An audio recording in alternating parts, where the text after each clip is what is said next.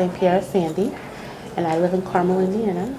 I think now in 2011, what makes life better for children with autism is the availability of technology. I, I also homeschool. I don't know what I did before computers because the availability of technology has made life a lot better for my children with autism. In particular, for instance, the iPad and different things when we're traveling or at the doctor's office. Another aspect is, I think, because of advocacy and education, a lot more individuals in our society know about autism. It's making it a lot easier for my children to function in society than in the past. We're not near where we need to be, but we're much closer than we were. One thing, we'll use Isaac, my son, who is 15 and he has Asperger's. Well, actually, both of them, but more Isaac. It was a challenge with school for a while. Textbooks and workbooks were just difficult for him. He's always been very gifted in math and science. He has dyslexia, so it's always been harder in reading. However, I couldn't figure out how to keep him awake for some classes, and well, recently I was at a conference and I had to do a lesson, so I Skyped the lesson and I started using PowerPoint lessons, which I emailed to them before, and he gets to open it, look at it, he knows what he's doing, and lessons work perfectly now. We could even do 2-hour history lessons and he stays awake and he's engaged. So that's one aspect of technology. Another one is scheduling. It was always harder to get him to stay on task, but he's always been a schedulally orientated person, so if he knows he has something to do at a certain time, he's never had a problem doing it. So now new things I send on I have a Google Calendar for the family, and I send it to his phone. His 6-year-old sister actually, her first steps speech therapist started her on the computer with learning because of her hearing impairment. And she pretty much, when she gets overwhelmed, she can do anything on the computer because we give her headphones, and she says the headphones make everybody go away. So she loves, they have to be a certain type of headphones. They have to be big enough to cover her whole ear, but we have no problems with keeping her on task with school. She's sick, so scheduling is still an issue, but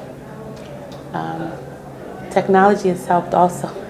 Sort of funny, but she doesn't sleep in the summer because the sun has not gone down yet for her bedtime. So in her mind, that's not bedtime. So we use the computer to kind of show her the, what happens with the seasons, and now she understands that it's bedtime. She still argues because the sun hasn't gone down, but she understands that it's bedtime. I have 7, as I said. They've all been homeschooled.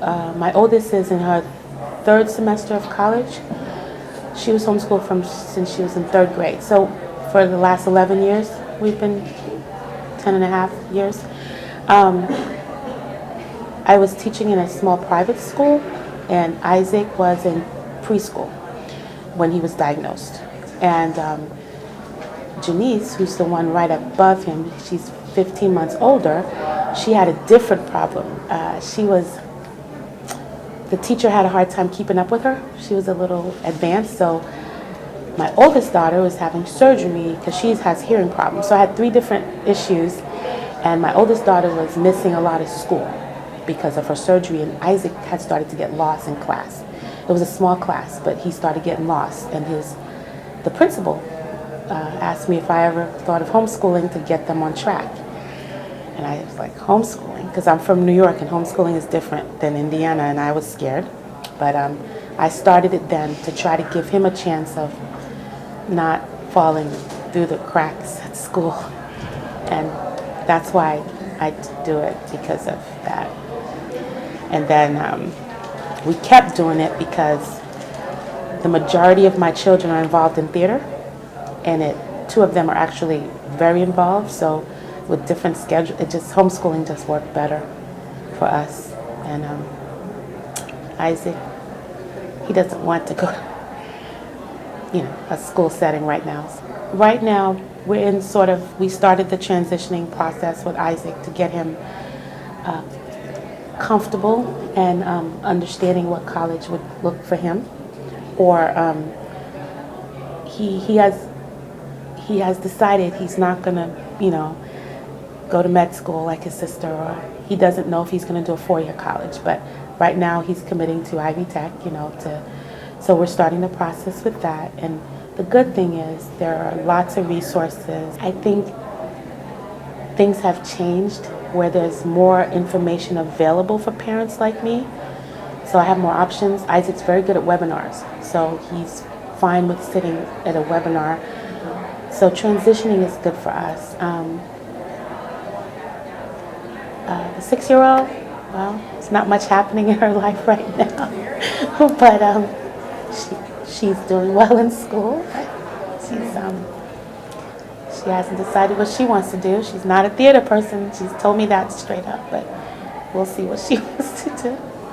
I could say one major problem I have, especially with Isaac, is finding professionals, especially doctors, who are able to not only, and I find this in my professional, life as well, finding doctors in this area of Indianapolis, the greater, that are trained, I don't know exactly the right word, to either assess, evaluate, work with young people with autism, like teenagers, especially boys. It seems much easier for the 6-year-old than with Isaac. I had to drive to Bloomington for her diagnosis, and I drive to Jeffersonville, Indiana, for Isaac's diagnosis, and for his,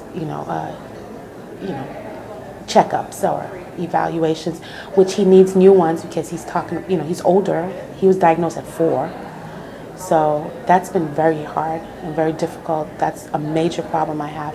I still feel doctors are not trained to not want to treat him with medicine every time he goes before they find out so that's a major, I think. The medical model is still a problem.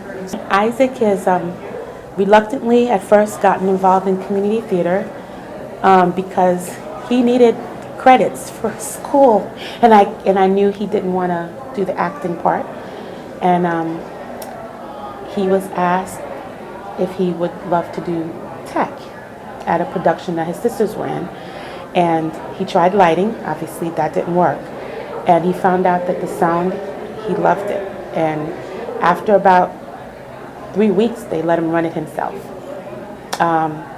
So he's found that he likes to do that, and he likes the writing, producing end. So he started producing and directing YouTube videos for his sisters and other friends that are in theater. So he has several of that on YouTube, and he seems to like that. So he's thinking of that part of studying in school. He's not sure where to incorporate it yet. So I want him to try to decide that on his own to see where he wants to go. So he's very active in that, and he looks forward to productions now like the rest of us. So we're grateful that the theaters gave him that opportunity. Before I had Isaac, I have a degree in human services, and my specialty was autism. And I could say it has changed in 20 years from what we know now than what we knew then. But I still think the powers that be don't know enough about the challenges that, like I mentioned, the medical issue. But also I think policies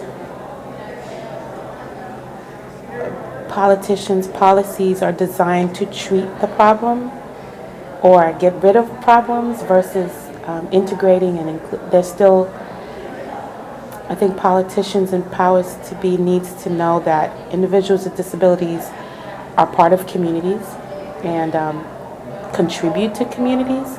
I think that's still something that the society in general doesn't see. So I think that should be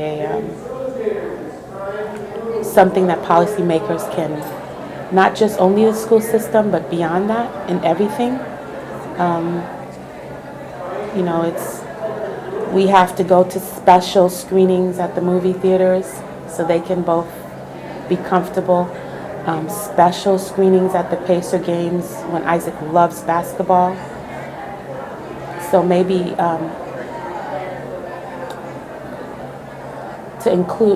to have adaptive technology and to include, so policymakers need to understand that, you know, they're part of the communities versus trying to make separate accommodations, but try to include individuals with disabilities in everything.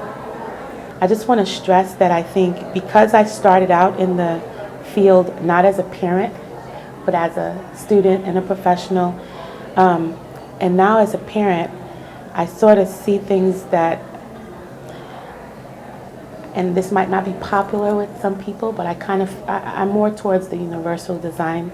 I just feel inclusion should not be a separate thing. There's got to be a way to include everyone in the community without, because Isaac does not like, and his sister doesn't either, when they go to the movie theater and everyone makes a big deal with giving her the special FM, and he just wants to fit in like his sisters. So I guess if society, more education, I'm all for education, but advocacy for the policymakers to understand that this is not a special favor they're doing for everyone, but individuals with disabilities have a lot to contribute to society.